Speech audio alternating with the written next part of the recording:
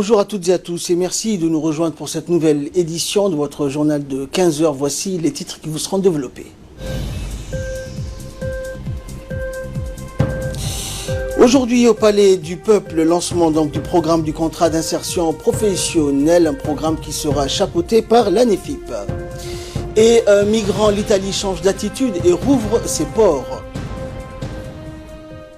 Bonjour à tous. Une importante cérémonie de lancement du programme intitulé Contrat d'insertion professionnelle a eu lieu ce matin au Palais du Peuple. Cette cérémonie, qui a été présidée par le Premier ministre Abdelkader Kamel Mohamed, a réuni plusieurs membres du gouvernement, des parlementaires, des représentants des organisations onusiennes et internationales, plusieurs représentants du secteur privé et plusieurs invités. En effet, donc, l'ANEFIP qui chapeaute ce programme a entrepris un projet d'appui à l'emploi qui a pour vocation de favoriser des jeunes diplômés djiboutiens éprouvant des difficultés liées à l'embauche.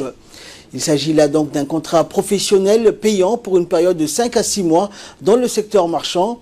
Les résultats donc du programme sont édifiants puisqu'il permet non seulement aux stagiaires d'avoir une première expérience au stage rémunéré avec la possibilité d'embauche en fin de contrat, mais aussi aux entreprises d'avoir un premier contact et de découvrir les qualifications des jeunes diplômés ou non diplômés djiboutiens.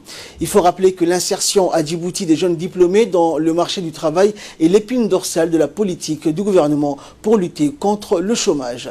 Plusieurs interventions ont eu lieu durant cette importante cérémonie, notamment celle d'une jeune insérée dénommée Idil Aden Yabane qui a été recrutée par une banque de la place suite à son stage.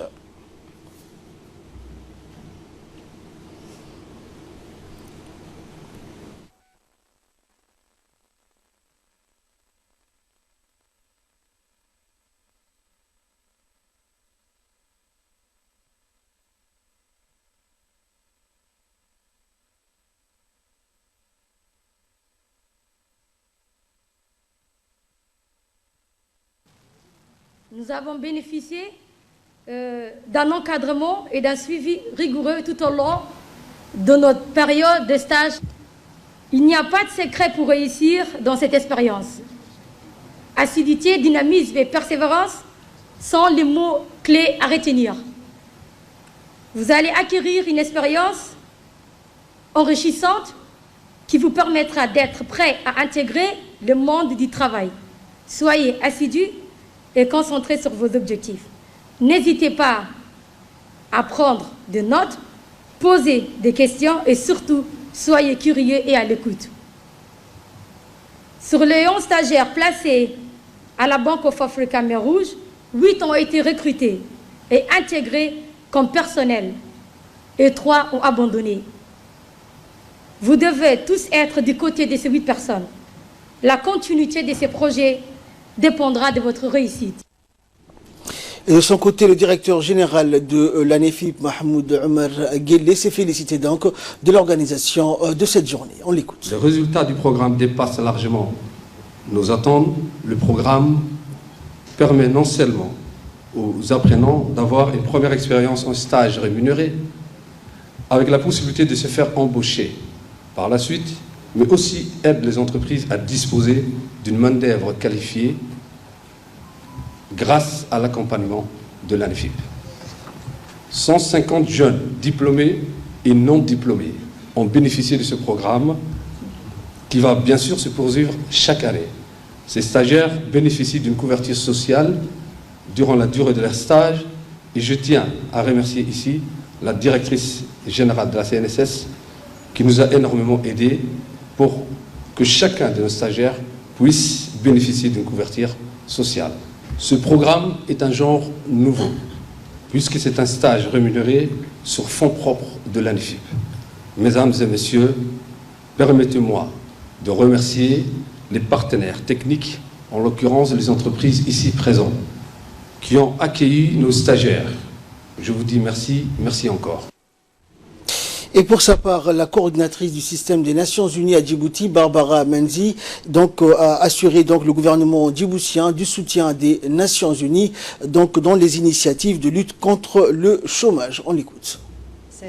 C'est vraiment un honneur d'être ici et de participer au lancement de cette belle initiative qui effectivement reprend, comme a été dit, un engagement qui a été mise en place avec l'ANIFIP, avec le ministère, avec le gouvernement du Japon, le PNUD en particulier, mais bon, c'est une des grandes initiatives du système des Nations Unies pour travailler. Et c'est bien de voir que le gouvernement a pris ça en charge, en ligne absolument avec la vision 2035, avec la SCAP, qui donne l'importance centrale à l'emploi des jeunes, réduire le chômage, qui est le business de tout le monde. Et c'est le business de tout le monde, comme on le sait, et moi je suis pour ça, les objectifs du développement durable, qui déterminent particulièrement et donnent une importance, ça c'est plus facile à dire, au job. Création du travail. On a un défi, on a beaucoup de jeunes, le numéro de jeunes va augmenter, le numéro de jeunes à être employés, bon, ce sera encore plus nombreux. Et donc ça demande un travail ensemble avec les secteurs privés, pas seulement avec les secteurs publics, ça demande l'engagement des Nations Unies à côté de vous tous et toutes. Je peux vous dire que je suis fière de voir, j'ai commencé à voir un peu quelques données. 2018, 600 postes de travail créés. L'initiative dont on parlait, 13% des jeunes qui ont fait les stages ont été embauchés. Donc il y a vraiment des perspectives, il y a un intérêt du gouvernement, il y a un intérêt du secteur privé, il y a un intérêt de travailler ensemble. Et pour sa part, donc, le président de la Chambre de commerce de Djibouti, Youssouf Moussa Daoualé, donc, a félicité le secteur privé pour l'insertion des jeunes dans le milieu professionnel. L'acte de courage veut que le gouvernement et le secteur privé doivent travailler en synergie pour que nous puissions réaliser ce genre d'objectifs qui rentrent dans l'histoire de notre pays pour diminuer les problématiques du chômage et du désespoir des jeunes diplômés dans notre nation. Je tiens à rappeler l'importance de ce mécanisme d'insertion professionnelle qui va permettre à un certain nombre de jeunes de bénéficier d'une formation en entreprise pouvant déboucher sur un recrutement. Le profil de ces jeunes candidats à l'insertion est composé de jeunes diplômés, mais aussi des jeunes issus de la formation professionnelle. Monsieur le Premier ministre, Mesdames et Messieurs, aujourd'hui nous œuvrons tous pour le même objectif, à savoir agir ensemble pour réduire le chômage. La Chambre de commerce de Djibouti et dans son ensemble le secteur privé travaille déjà et a travaillé depuis plusieurs années avec l'ANIFIP, notamment les projets d'appui à l'emploi financés par la coopération japonaise à travers le PNUD et exécutés en collaboration avec l'ANIFIP, la Chambre de commerce, pour la formation ponctuelle auquel nous avons pu donner. De là sort un nombre de 73% des jeunes formés qui trouvent un emploi. Ce n'est pas un hasard, c'est qu'il y a un besoin, et ce besoin que le secteur privé avait découvert avec ces jeunes formés ont été saisis comme une bonne opportunité aussi pour le secteur privé. Et je remercie le secteur privé d'avoir accompagné ce programme. Ce type d'initiative devrait être encouragé et amplifié. Grâce à l'union de nos institutions, ces projets d'insertion professionnelle connaîtra, j'en suis sûr, un essor favorable. Ensemble, nous devrons continuer à mobiliser des ressources pour multiplier ce type d'initiative. Et pour le ministre du Travail chargé de la réforme de l'administration, Isman Ibrahim Roblé, donc, il a félicité l'ANIFIP pour tout le travail consenti donc envers les jeunes djiboutiens et s'est également félicité de l'organisation de cette importante cérémonie aux côtés du Premier ministre. On l'écoute. Avec un immense plaisir que je prends la parole en cette circonstance heureuse, bien heureuse, de la cérémonie de lancement du programme d'insertion professionnelle, une composante à part entière de tout un dispositif cohérent mis en place par le ministère du Travail et dont l'unique objectif est d'assurer un emploi décent et une justice sociale pour toutes les Djiboutiennes et pour tous les Djiboutiens en recherche d'emploi. Ma joie est d'autant plus grande que cet événement qui rassemble les représentants de la communauté nationale du dialogue social est placé sous le haut patronage de son Excellence le Premier ministre, M. Abdelkader Mohamed Kamil, l'un des défenseurs les plus acharnés, je dis bien les plus acharnés, de notre politique sociale orientée vers le plein emploi.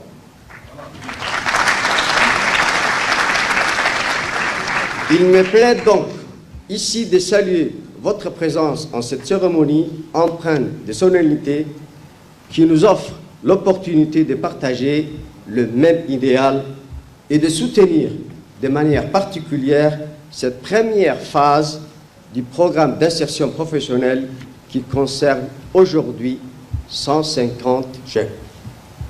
Excellence, Monsieur le Premier ministre, Mesdames et Messieurs, le programme d'insertion professionnelle véhicule une notion qui est centrale dans la lutte contre la pauvreté et en cohésion avec la qualité du service que nous devons offrir. C'est celle de l'accompagnement concerté, raisonné et réfléchi, au cœur du succès de la politique de justice sociale initiée par son Excellence le Président de la République de Djibouti, Ismaël Omar Guelleh. Et enfin, donc, clôturons la série des interventions. Le Premier ministre Abdelkader Kamil Mohamed a félicité donc le ministère du Travail et l'ANEFIP pour tout le travail mené donc envers les jeunes djiboutiens et leurs initiatives donc de lutte contre le chômage des jeunes djiboutiens. On l'écoute. Tout d'abord, j'ai été un peu ému du discours qui a été fait par la stagiaire concernant son parcours et son insertion professionnelle auprès d'un secteur privé. Je voudrais m'adresser au président de la Chambre de commerce qui, depuis déjà quelques années, a entamé avec le secteur public le travail de la formation professionnelle et l'insertion professionnelle à travers le ministère du Travail. Disons, je suis vraiment heureux que la Chambre de commerce fasse ce travail, mais je voudrais aussi attirer l'attention du secteur privé pour qu'il participe davantage à l'insertion professionnelle des jeunes que nous avons formés dans nos universités et dans nos écoles. C'est donc pour moi un grand plaisir de lancer aujourd'hui le dispositif du contrat d'insertion professionnelle parmi les opérateurs économiques qui ont accepté d'accueillir 150 demandeurs d'emploi en stage d'immersion dans l'entreprise. Ceci complétera leur qualification et facilitera leur recrutement futur. Cette journée placée sous le thème du travail décent, de la justice sociale, s'intègre parfaitement avec le contrat d'insertion professionnelle. L'emploi est en effet toujours la priorité de l'action gouvernementale. Aussi, tout ce qui peut apporter des solutions au sous-emploi doit être fortement soutenu. Il est toujours important de développer les programmes opérationnels intégrés, inscrits dans la SCAP, qui accompagne la vision 2035 de l'emploi. Aussi, le programme opérationnel de la politique nationale de l'emploi, mis en place par le ministère du Travail, par l'intermédiaire de l'ANEFIP, améliorera l'employabilité des jeunes. Il permet la promotion de l'insertion des jeunes avec l'apprentissage et les contrats professionnels dans les secteurs porteurs actuels. Cette initiative sera étendue prochainement à l'ensemble des secteurs pour des emplois plus nombreux et meilleurs. Merci. Revenons donc sur cette journée donc, de lancement du programme intitulé Contrat d'insertion professionnelle. Et pour nous en parler donc avec nous sur ce plateau, le directeur général donc, de l'Agence nationale pour l'emploi, la formation et l'insertion professionnelle, l'ANEFIP, Monsieur Mahmoud Omar Guelleh. Bonjour Monsieur le directeur. Bonjour. Merci à vous donc d'avoir accepté notre invitation et de bien vouloir répondre à nos questions. Donc, parlez-nous d'abord de ce programme, le contrat d'insertion professionnelle. Qu'est-ce que c'est? Merci de m'avoir donné la parole. Donc, le contrat d'insertion professionnelle est un programme qui existe depuis quelques années à l'Agence nationale pour l'emploi, la formation et l'insertion professionnelle. Ce programme est pas nouveau, c'est un programme qui existait depuis 2018. Et il faut savoir que ce programme a mis en stage 280 personnes en 2018 et avec un taux d'insertion professionnelle de 73%. En 2019, ce programme a été repris complètement par l'ANEFIP et par son nouveau directeur général, dont je suis, pour financer avec le fonds propre de l'ANEFIP en attendant que le bailleur nous suive. Donc on a financé 150 personnes, 150 jeunes stagiaires, et ces 150 jeunes stagiaires sont dans les différentes entreprises de la place et sont en formation en tant que stagiaires, et nous attendons les entrepreneurs ou les entreprises à les recruter à la fin de leur stage. Donc vous avez dit que ces jeunes étaient rémunérés sur fonds propres de l'ANEFIP. Alors est-ce que ce sont plus les entreprises privées ou publiques, donc ou les institutions publiques qui font appel à ces stagiaires? Ou est-ce que la demande est plus grande? La demande est beaucoup plus grande vers le secteur privé. Parce que l'ancien programme était basé sur ça. Donc ce nouveau programme, comme c'est un nouveau système mis en place par l'ANEFIP en utilisant son fonds propre, on a essayé, pour ne pas se tromper, être sur la même longueur. Et par la suite, l'année qui viendra, dans 2020, nous prévoyons que même les établissements publics puissent prendre des stagiaires et qu'ils puissent intégrer dans leur effectif. Et nous projetons aux alentours de 400 personnes l'année prochaine. Donc, une fois que le stage est fini et s'il y a contrat d'embauche pour ces stagiaires, ils volent désormais de leurs propres ailes. L'ANEFIP s'arrête, le rôle de l'ANEFIP s'arrête là. Le rôle de l'ANEFIP s'arrête là. Ces jeunes-là, dès qu'ils sont recrutés, rôle de leurs propres ailes. La preuve est là.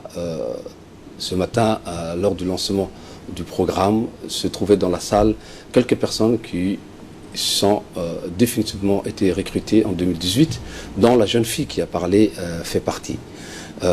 C'est vrai que l'ANEFIP, son rôle s'arrête là, mais il faut dire que les jeunes qui ont été pris définitivement dans une entreprise se retrouvent des fois dans des postes importants et nous les contactons pour qu'ils puissent intégrer à leur tour des stagiaires de l'ANEFIP. Donc il y a un réseau qui s'installe. Oui. Et c'est ça qui est très très important. Et la journée de ce matin a permis aussi qu'il y ait un lien entre les anciens et les jeunes de cette année. Donc ce serait très bien que chaque année on fasse ça. Pour aider les jeunes, les nouveaux. Oui. Voilà, le nouveau. Il arrive des fois qu'un quelqu'un qui travaille actuellement, je connais quelqu'un que je connais lors de mes prises de fonction, un monsieur qui est à Sheraton Hotel, qui est directeur de ressources humaines, qui s'appelle monsieur Mayou.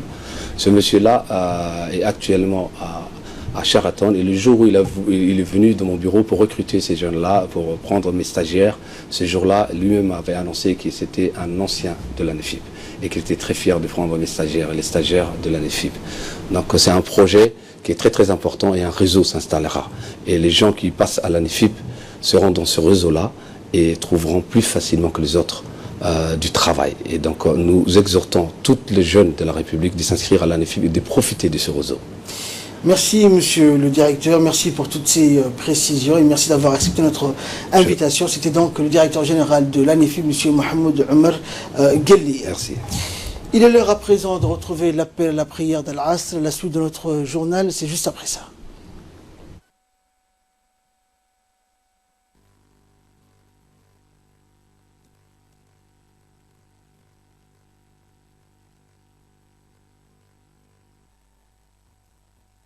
الله أكبر الله أكبر الله أكبر الله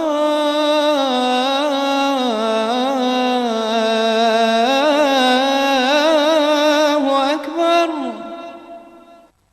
أشهد أن لا إله إلا الله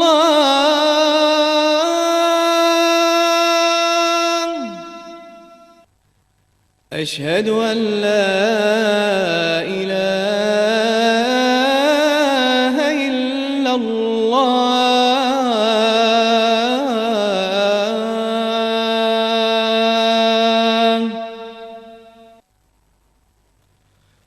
أشهد أن محمدًا رسول الله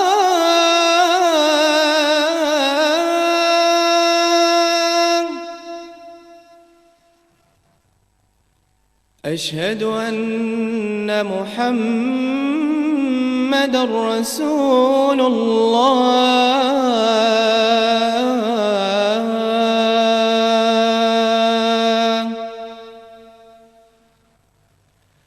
حي على الصلاة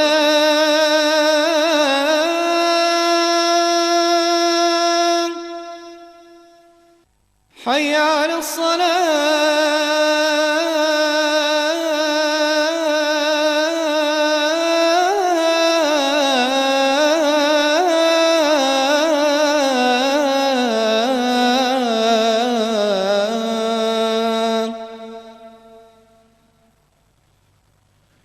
حي على الفلاح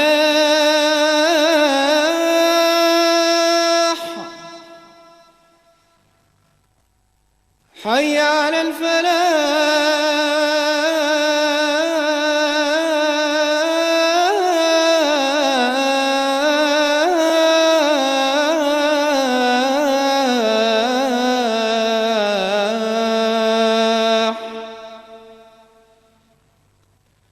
الله أكبر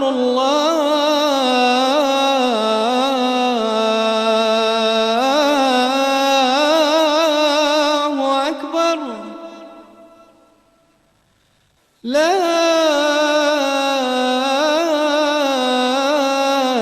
إله إلا الله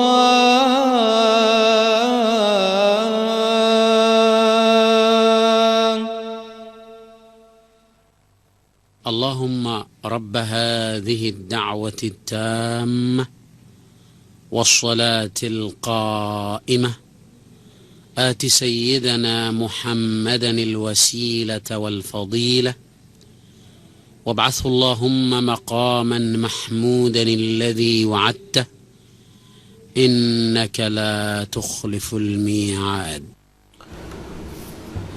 C'était donc l'appel à la prière d'Al-As. Nous retrouvons la suite de notre édition. Le ministre de l'équipement et des transports, Moussa Mohamed Ahmed, s'est rendu ce matin donc à Dikil pour prendre part à la cérémonie de lancement des travaux de la reconstruction de la route nationale 1.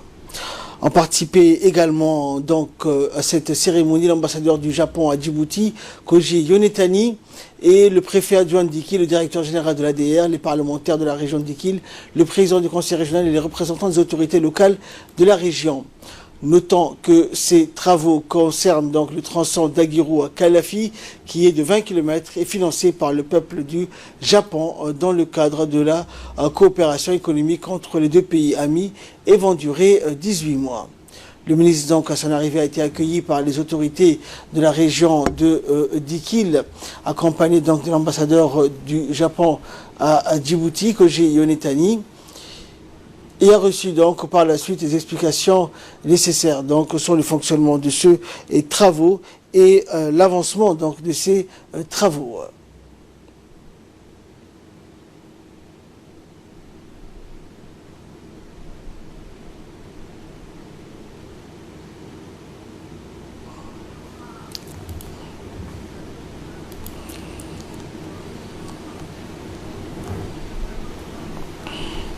Et l'ambassadeur du Japon à Djibouti donc, a salué les relations fraternelles entre les deux pays et a encouragé surtout la coopération en matière d'infrastructure et de transport. On l'écoute.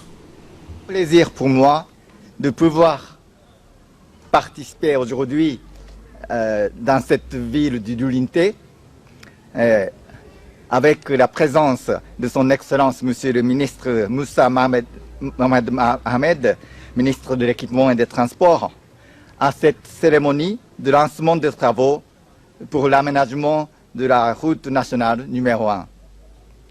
Il s'agit d'un projet, comme il a été évoqué, de réhabilitation du tronçon de 20 km du corridor à partir de Galafi en direction de Yoboki, qui est au cœur de la connexion Djibouti-éthiopienne. Le projet est financé par le gouvernement du Japon avec un montant de 3,9 milliards de yens japonais, soit environ 6,4 milliards de francs djiboutiques. Je voudrais d'abord saisir cette occasion pour exprimer mes sincères remerciements à tous qui ont contribué à la préparation des travaux de ce projet, et en particulier à son Excellence Monsieur le ministre de l'Équipement et des Transports pour son aimable confiance accordée au Japon. Et pour sa part, le ministre de l'Équipement et des Transports, Moussa Mohamed Ahmed, a remercié au nom du gouvernement le peuple japonais à travers l'ambassade et sa délégation. Enfin, le ministre a exhorté la population auxerroise de coopérer avec les sociétés en charge afin que les travaux s'effectuent dans des conditions sereines. On l'écoute. C'est pour moi un grand plaisir d'être parmi vous pour procéder au lancement des travaux de construction RNA, particulièrement du tronçon d'Aguirou-Galafi. Comme nous le savons, 98% du trafic portuaire éthiopien actuel transite par le corridor d'Ikil-Galafi qui reste stratégique pour le développement économique et social de notre pays. Ces travaux de construction de ces tronçons consistent à l'élévation de la chaussée avec l'installation de 39 ouvrages hydrauliques type d'eau pour permettre l'écoulement normal du trafic malgré forte pluie. En effet, la réhabilitation de cette route va permettre de donner un nouveau souffle économique à la région. Même si la nouvelle ligne du chemin de fer a permis de désengorger une bonne partie du trafic portière avec une moyenne de 2 voyages de train marchandises par jour, cette route nationale numéro 1 reste un corridor économique incontournable. L'impact économique durant cette période sera considérable en termes de création d'emplois et c'est pourquoi j'exhorte la population à coopérer étroitement avec les sociétés en charge de ces travaux. Ce projet est l'une des nombreuses réalisations d'infrastructures dont la route Tadjoura-Balho qui sera inaugurée très prochainement. La réhabilitation de cette route fait partie intégrante de la politique du président de la République, son Excellence Monsieur Ismaïl Oumar Guelleh, pour diversifier l'offre de transport et de faire Djibouti un hub logistique régional. Enfin, je remercie au nom du gouvernement le peuple japonais représenté par son ambassadeur, son Excellence Monsieur Yonatani Konji et sa délégation. Santé à présent, le ministre de la Santé, Mohamed Al-Samadiri, a reçu en audience l'ambassadrice allemande accréditée à Djibouti, Anke Holstein, dans le cadre d'une visite de courtoisie. À cette occasion, les discussions ont tourné autour des grandes lignes de la politique sanitaire telle qu'édictée par le président de la République et mise en œuvre par le département de la Santé. Le ministre de la Santé a réitéré son souhait de voir le renforcement de la collaboration technique djibouto-germanique dans le domaine sanitaire, notamment à travers la stratégie de convention de jumelage entre nos hôpitaux. À ce titre, l'ambassadrice allemande s'est dit disposée à contribuer pleinement aux efforts gouvernementaux de développement national du système de santé djiboutien. Tout en remerciant le ministre de la Santé pour l'accueil chaleureux et l'hospitalité remarquable qui lui sont réservés, la diplomate allemande a indiqué que son gouvernement va également apporter un appui financier au plan national de riposte et de lutte contre le paludisme à Djibouti. Le ministre de la Communication, chargé des Postes et Télécommunications, Radouane Abdullahi Bahdoun, a reçu dans son cabinet le ministre somalilandais de la Communication et des Technologies, Abdulwali Abdullahi Sofi, en visite de travail de 48 heures à Djibouti. Durant la rencontre qui s'est déroulée en présence de collaborateurs des deux parties, l'état de coopération entre les deux parties ont été au centre des discussions. Les voies et moyens de raffermir donc la coopération entre Djibouti et la Somaliland ont été donc notamment soulevés, notamment le renforcement des relations dans le domaine des télécommunications. Et après la rencontre, les deux ministres se sont déplacés vers le centre d'arrivée des câbles sous-marins. Les techniciens de Djibouti Telecom ont donné les détails sur le fonctionnement du centre de Haramous. Le ministre somalilandais s'est félicité du développement des infrastructures de Djibouti et a émis le souhait de renforcer les relations dans ce domaine. Et pour sa part, le ministre de la Communication, donc djiboutien, Radouane Abdullahi Bahdoun, a annoncé que la République de Djibouti va accompagner la Somaliland dans le développement des infrastructures de télécommunications et de nouvelles technologies.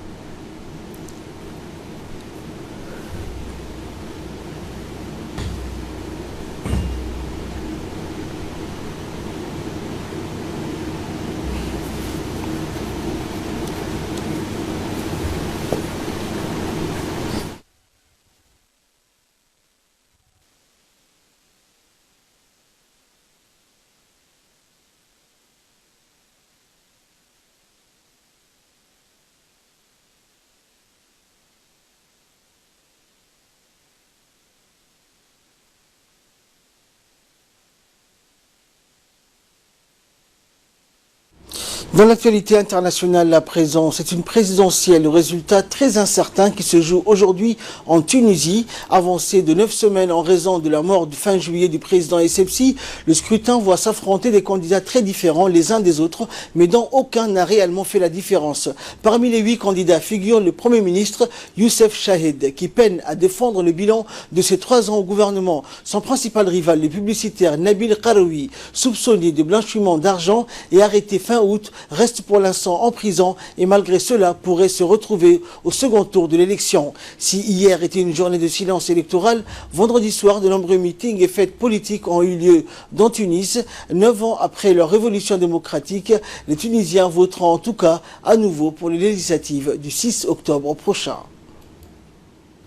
Migrants, l'Italie change d'attitude et rouvre ses ports. Cette fois, pas de blocage aux portes de l'Italie. Rome a autorisé hier le navire humanitaire Ocean Viking à faire débarquer sur l'île de Lampedusa 82 migrants secourus en mer voilà 6 jours après un accord européen sur leur répartition. Une attitude bien différente de la politique appliquée par l'ancien gouvernement et son ministère de l'Intérieur d'extrême droite, Matteo Salvini.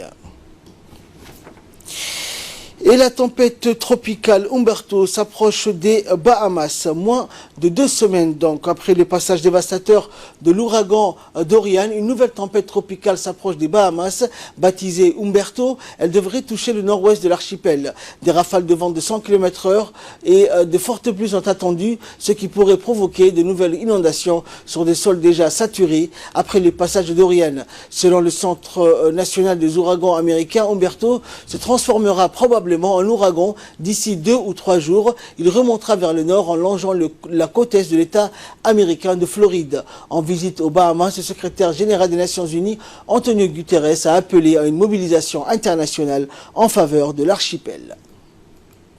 C'est ainsi que prend fin cette édition. Merci à vous de nous avoir suivis. Excellent après-midi sur Télé Djibouti.